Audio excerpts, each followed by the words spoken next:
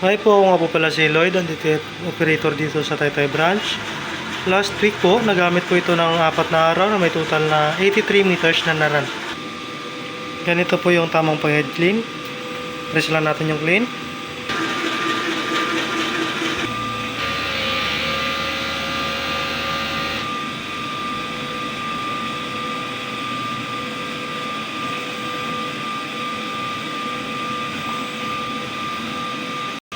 After head clean po, nozzle test. Press lang natin yung test.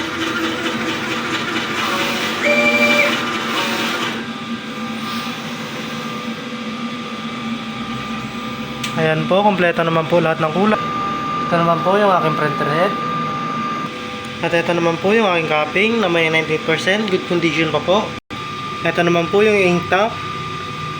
Ayan po, nasa tama lang po yung level. Yung waste tank, tinatapon po tuwing Sabado. Ito naman po yung EDR. Dito naman po nakalagay yung aking mga stocks. Ito po yung sa ink, sa powder. At ito naman po yung detail film. Ito naman po yung daily output record. Yan po, updated naman po. Ito naman po yung sa consumables. Ito naman po yung physical inventory. Yan po, updated naman po.